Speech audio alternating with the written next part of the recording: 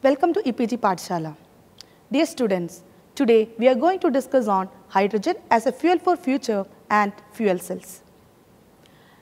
As we all aware that fossil fuel combustion creates negative environmental impacts, especially related with their greenhouse gas emission.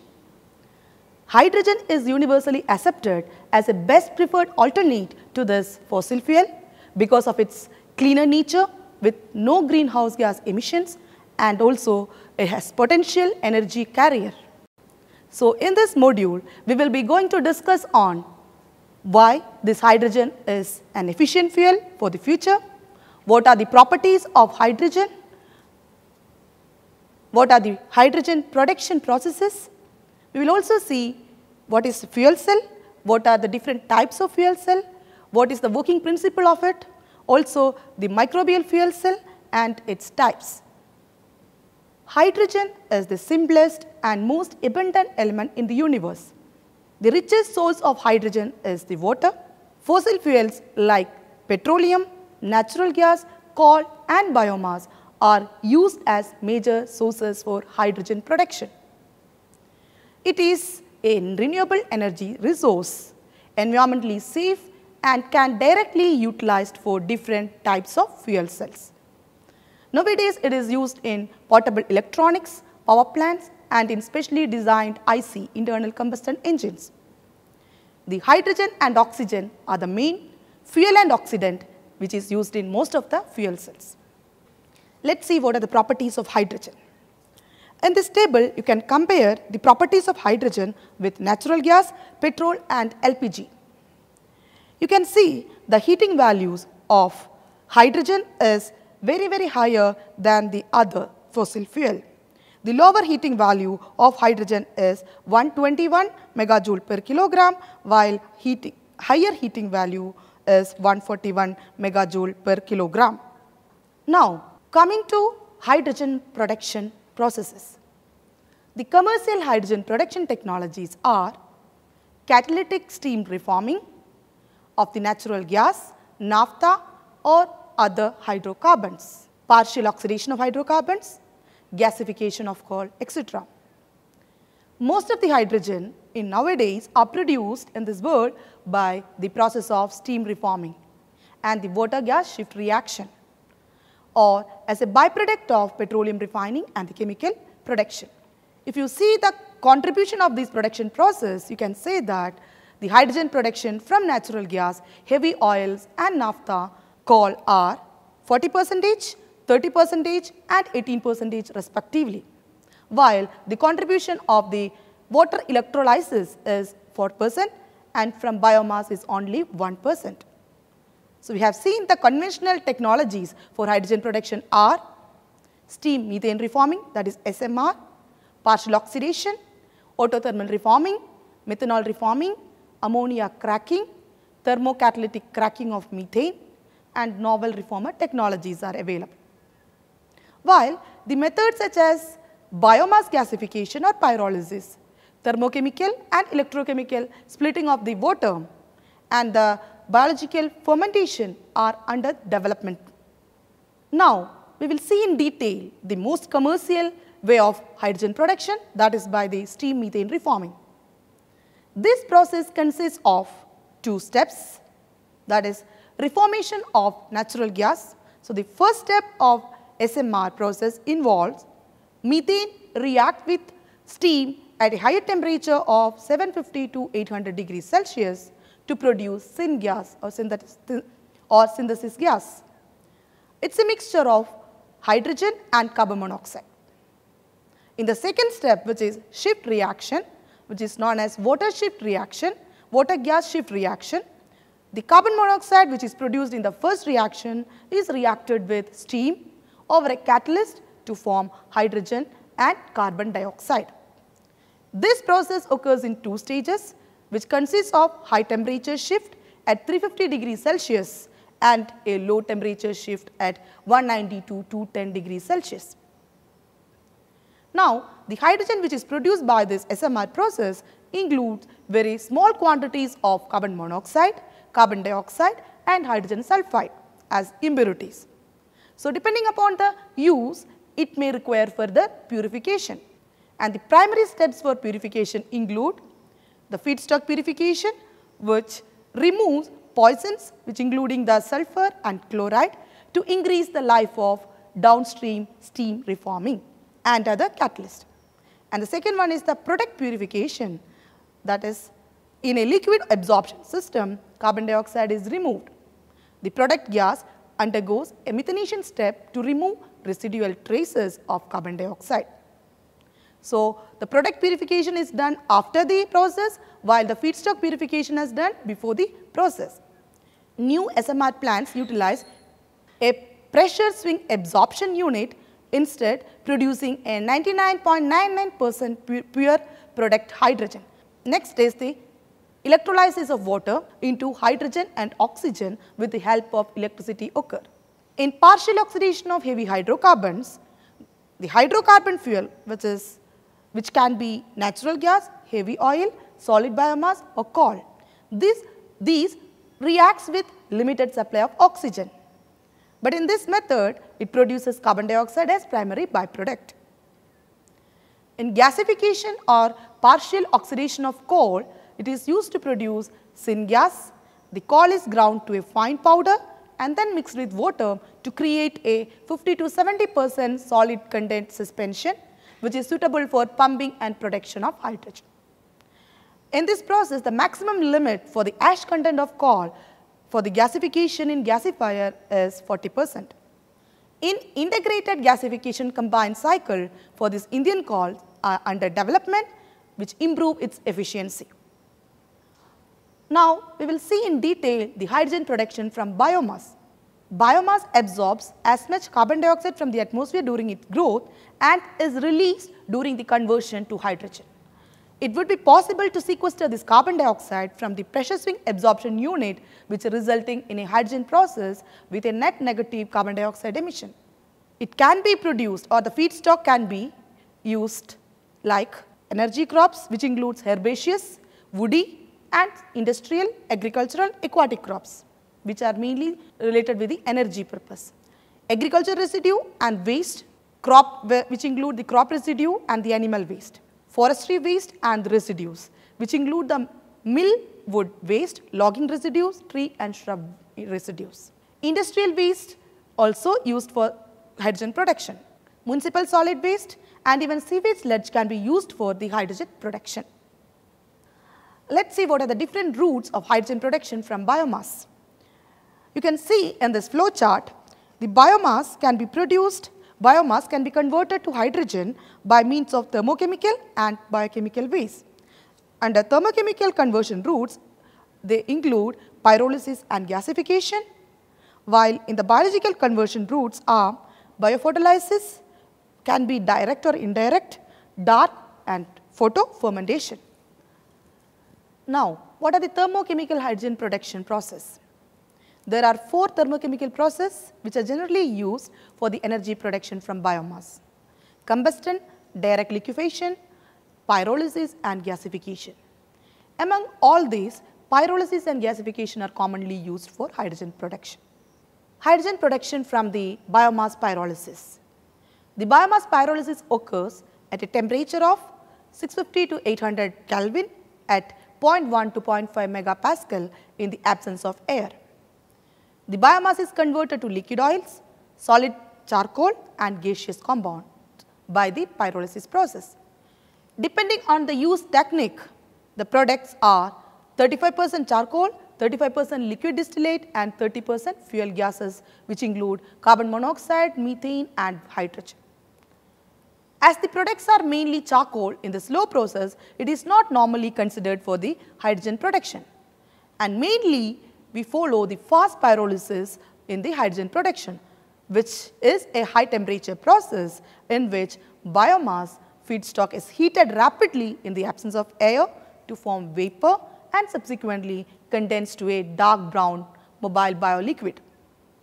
So, the major hydrogen production by the pyrolysis is directly through fast or flash pyrolysis under high temperature and sufficient volatile phase residence time.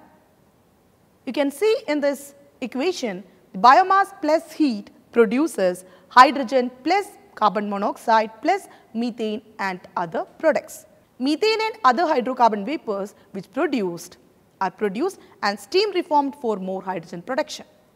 So, you can see in the second equation, methane plus water produces carbon monoxide plus hydrogen. And in order to increase the hydrogen production, water gas shift reaction is applied. And it is like CO plus, that is carbon monoxide plus water will give carbon dioxide plus hydrogen. In favor of gaseous products, especially in hydrogen production, high temperature, high heating rate and long volatile phase residence time are required. The fluidized bed reactor type exhibits higher heating rates and it appears to be the promising reactor type for the hydrogen production from biomass pyrolysis. Coming to the biomass gasification, it is a two-stage thermochemical reaction consists of oxidation and reduction processes which result in gas and charcoal were free from the bio-oil or the liquid component. The gasification occurs at high temperature above 1000 Kelvin. The charcoal is finally reduced to hydrogen, carbon monoxide, carbon dioxide and methane. So, you can see in this equation biomass plus heat plus steam will give you hydrogen plus carbon monoxide plus carbon dioxide plus methane plus hydrocarbon plus char. Unlike pyrolysis, this gasification of solid biomass is carried out in the presence of oxygen.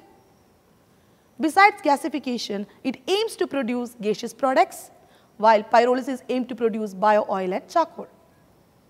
The biomass having moisture content, which is less than 35%, are used for this gasification process. Let us see what are the biological hydrogen production, which includes the organisms in its production.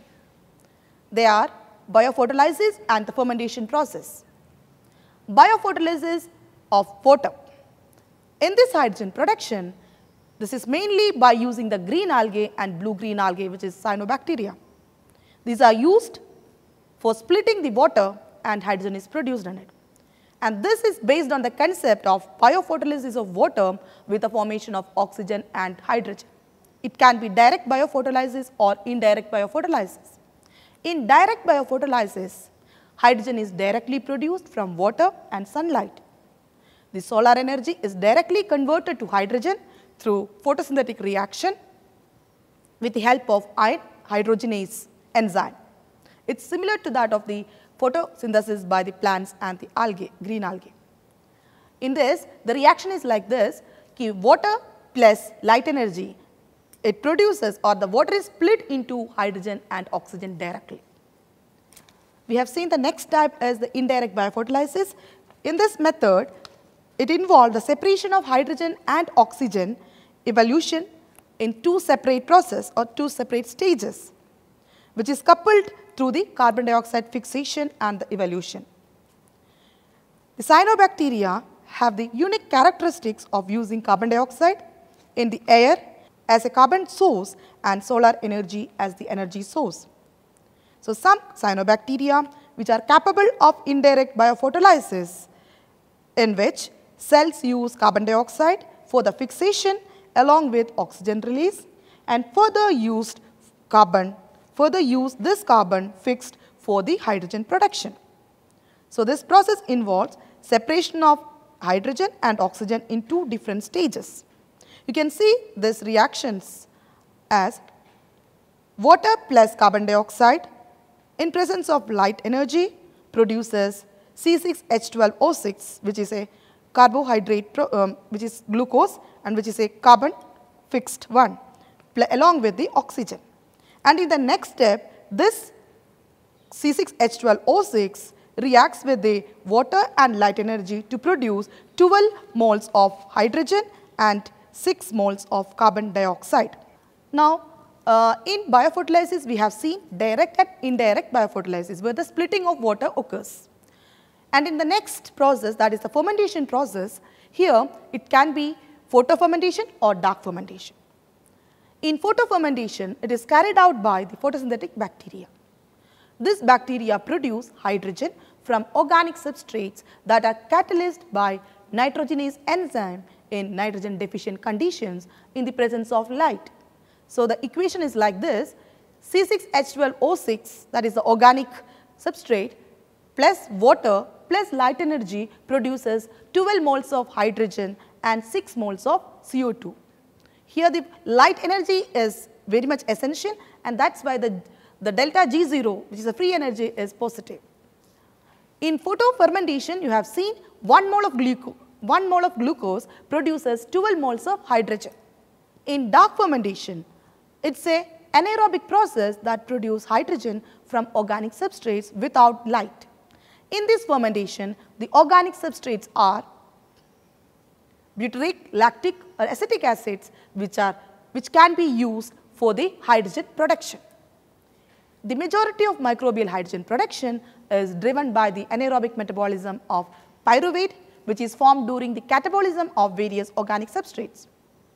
The breakdown of pyruvate is catalyzed by the enzyme systems like pyruvate formate lyase, that is PFL, and P4, that is pyruvate ferridoxin oxidoreductase. In dark fermentation, the reaction is like this. Glucose plus water produces 4 moles of hydrogen and 2 moles of carbon dioxide along with the acetic acid.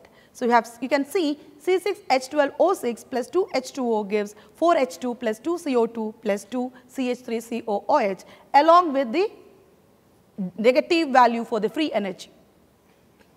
Now, the hybrid reactor system, it is an integration of dark and photofermentation to produce the hydrogen continuously. Due to the requirement of external energy supply in the form of light, we have seen in the photofermentation the delta G was positive, while in dark it is negative. So, the complete conversion of glucose to hydrogen and carbon dioxide is not feasible if we follow one type of fermentation. In photofermentation, we have seen C6H12O6 plus 6H2O has given 12H2 plus 6CO2. And in the dark fermentation, where the external energy is not used, oxidation of glucose by the fermentative bacteria results in other byproducts, which is with the 4 moles of hydrogen, that is C6H12O6 plus 2H2O give 4H2 plus 2CO2 plus 2CH3COOH, but here no energy is used up. The acetate produced in this dark fermentation can be oxidized by photosynthetic bacteria to produce 4 moles of hydrogen, that is CH3COOH, that is acetic acid plus 2H2O plus light energy produces 4H2 plus 2CO2. Thus, integrating the dark and photofermentation, that means first dark fermentation followed by photofermentation, can produce a total of 8 moles of hydrogen if you compare that with the photofermentation of 12 moles of hydrogen, but here the energy required for the fermentation is less. Now, coming to the fuel cell. What is a fuel cell? It is an electrochemical energy conversion device that converts hydrogen and oxygen into water with electricity production, and the current that produced in a fuel cell is DC current, that is direct current. Hydrogen based fuel cells are most common type of fuel cells. Now, what is the principle behind this fuel cell operation? The fuel cell consists of an anode and a cathode, which is separated by a ion conducting electrolyte. At the anode, hydrogen and its electrons are separated so that hydrogen ions, that is a proton, pass through the electrolyte, while electron pass through an external electrical circuit as DC current that can power useful devices. So, the anodic reaction is like this. 2H2 produces 4H plus plus 4E minus, that is 4 protons and 4 electrons from 2H2 hydrogen molecule. Fuel cells generate electricity from a simple electrochemical reaction in which an oxidizer, typically oxygen from the air, and a fuel, typically that hydrogen is used, and they combine to form a product, that is water. This is the principle behind the typical fuel cell. The oxygen continuously passes over the cathode and hydrogen passes over the anode to generate electricity, and the byproducts are heat and water. Now, the hydrogen ion that pass through electrolyte from the anode reacts with oxygen and electrons from the external circuit to form water at the cathode. So, the cathodic reaction is like this: oxygen plus 4H plus plus 4E minus give 2H2O. So, the oxygen is supplied from outside and 4H plus, that proton was from the circuit, and E electron is passed through the membrane. And the overall cell reaction is 2H2 plus O2 give 2H2O. So, the byproduct here is H2O, that is water, while the fuel is H2 and oxidant is oxygen from the air. The power output can be increased by combining the individual fuel cell to fuel cell stack. The power generated in the fuel stack depends on number of fuel cells in it and the surface area of each cell for voltage and current production respectively. That is, power in watt is equal to voltage in volt multiplied by current in ampere. Now, we will see what are the types of fuel cells. There are different types of fuel cells based on their operative type and type of electrolyte they use. The different types are PEM, that is polymer electrolyte membrane fuel cell, which is a low temperature fuel cell being developed for transportation and other portable application. Another type is PAFC, that is phosphoric acid fuel cell, and it is mainly used for the stationary applications. Other one is the molten carbonate fuel cell, the other one solid oxide fuel cell and alkaline fuel cell. This molten carbonate fuel cell and solid oxide fuel cell are high temperature fuel cells that are also suitable for stationary applications and are more efficient than PAFCs. Now, in this table you can see different types of fuel cells like PEM, SOFC, MCFC, PAFC and AFCs. You can see what are the fuel used in it. You can see the main fuel is hydrogen and the efficiency of those fuel cells are around 40 to 60%, and it has various operating temperatures. Some are having the low temperature operation while some are having the high temperature operation. Now, what are the benefits of fuel cells? It has direct energy conversion.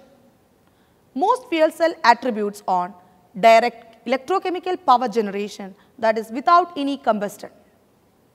In conventional power plant, more than 30% efficiency take place by the combustion process. Another benefit is high electricity generation potential. The high efficiency arises from the electrochemical nature of energy conversion, which is not limited by the Carnot cycle, unlike in the gas turbines and IC engines. The efficiency of fuel cell for generating electricity is around 40 to 60% and can reach even 85 to 90% in a combined heat and power mode. That means if the heat generated from the fuel cell is also used for the electricity production, we can increase the efficiency. It creates less pollution.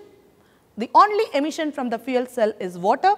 When hydrogen is fed into the fuel cell, the byproduct is the water. Scalability is another benefit. The same high efficiency can be achieved by scaling up the fuel cells. A fuel cell does not have any movable parts for the generation of electricity, so the noise production by the fuel cell is not possible. Fuel cell technology can capture and store carbon dioxide. Unlike conventional electrochemical batteries, fuel cells consume reactant from an external source and it must be replenished as long as the reactant is available. The power can be generated. No restrictions on the fuel cell capacity. The benefits of hydrogen as fuel also include the use of hydrogen directly in the IC engines, mixing with diesel and CNG, and also in fuel cells to directly produce electricity. Hydrogen can substitute petrol and diesel and therefore reduce our dependence on the fossil fuel imports. Nowadays, it is also used as a fuel in spacecrafts. Now, it has limitations also. The main issues related with hydrogen is the storage. The present cost of onboard hydrogen storage system is very high as compared to petroleum fuels. The weight and volume of hydrogen storage system are also high, which results in inadequate vehicle range compared to conventional petroleum fuel vehicles. Energy efficiency is a major challenge for all the hydrogen storage approaches, including the reversible solid state materials. compression and liquefaction techniques. The life of hydrogen storage system needs to be improved, especially for the solid state storage methods. Refueling time for onboard storage is also linked with the performance characteristics of the fueling station and its compatibility with the onboard storage system. As hydrogen is a colorless and odorless gas, suitable methods will have to be developed to detect possible leakages in pipelines and in stacks of tanks, cylinders at the refueling stations. Currently, used hybrids have low weight percentage of hydrogen storage capacity, which makes them bulky. So, these are the limitations which related with as a fuel. Now, the applications of fuel cell we have already seen, but we can summarize it as stationary power generation. It is used in the stationary power generation. The main desired characteristics are high efficiency and long lifetime.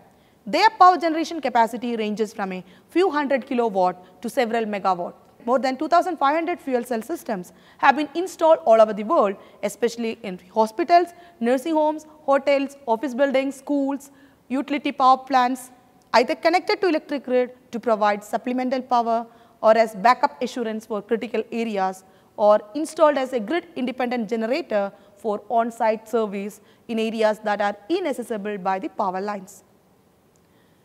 Another use or application is in the transportation sector. Currently, most major automakers are working to prepare fuel cells for cars due to their high efficiency and low emission. Fuel cells are powering buses, boats, trains, planes, scooters, and even bicycles. The successful introduction of hybrid electric and combustion engine cars, or more recently the plug-in electric cars, are examples of these types. Third application is the portable application. The portable fuel cells can also be used as a reliable source of emergency backup power. Miniature fuel cells for cellular phones, laptop computers, and portable electronics are also on their way to market. The hydrogen-based fuel cell is used in auxiliary power units for, that is APUs for the vehicles, electricity storage by regenerative fuel cells, space applications, and military applications. Now, what are the fuel cell R&D, research and development in India? In India, the development of fuel cell is primarily supported by Ministry of New and Renewable Energy Sources. Bharat Heavy Electricals Limited is involved in the development of PAFCs and plans to develop a 50 kilowatt stack. The Energy and Resource Institute has in the past demonstrated the use of biogas for generating electricity from a 2.5 kilowatt PAFC stack imported from Energy Research Corporation USA. In addition, MNRE has funded the import of a 200 kilowatt PAFC system made by the ONSI to evaluate its operation. SPIC Science Foundation is working on PEM, polyelectrolyte membrane fuel cells. SPIC Science Foundation is working on PEM fuel cells and has developed stacks. They have also demonstrated a fuel cell battery hybrid vehicle using a 10 kilowatt PEM power plant. Work on an MCFC stack is also underway at TERI and Central Electrochemical Research Institute. Work on an MCFC stack is underway at TERI and Central Electrochemical Research Institute. Work on developing direct methanol fuel cell is also underway at Indian Institute of Science. In addition, research on solid oxide fuel cell is being done at IISc and Central Glass and Ceramic Research Institute. Research and development on metal hybrid storage is ongoing at Banaras Hindu University. Now, we will see microbial fuel cell. The fuel cell that generates electricity with the help of microbe is known as microbial fuel cell or MFC. The biochemical energy produced during metabolism of organic substrates is converted to electric energy.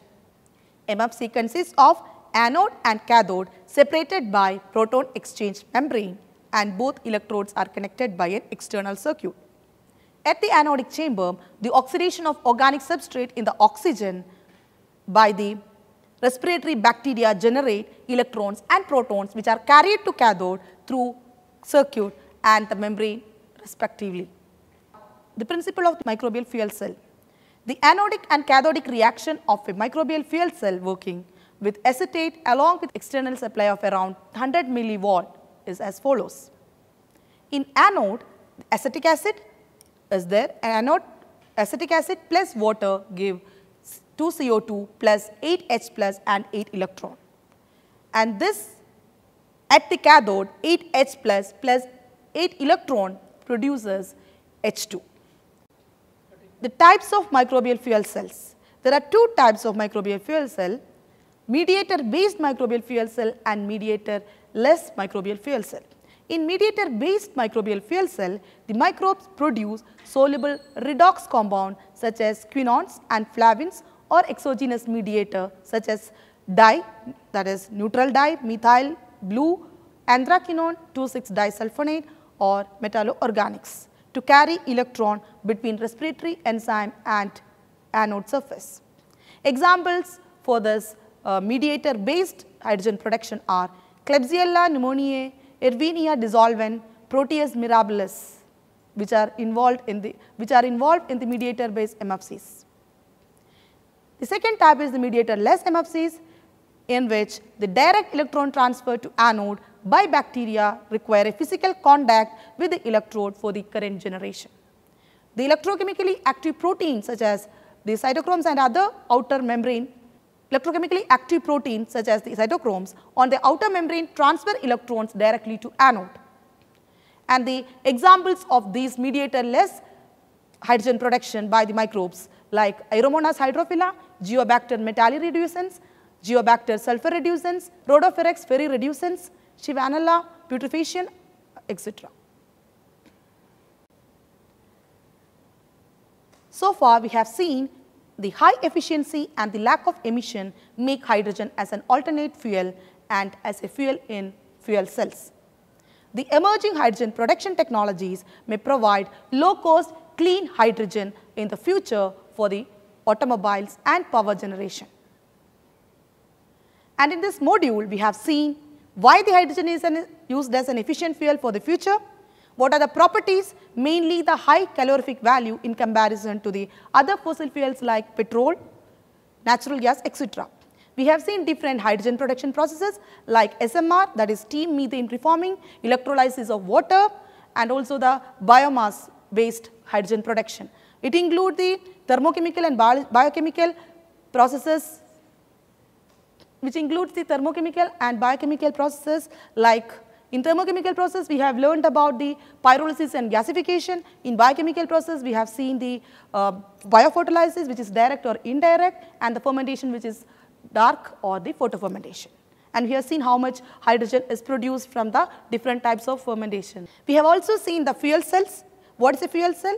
It's an electrochemical energy device which converts the hydrogen and oxygen into water with electricity production.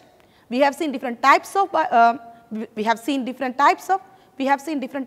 fuel cells like polymer electrolyte membrane fuel cell, molten carbonate fuel cell, solid oxide fuel cell, alkaline fuel cell, etc. And we have also seen the working principle of a fuel cell. And we have seen microbial fuel cell is a fuel cell that generates electricity with the help of microbes.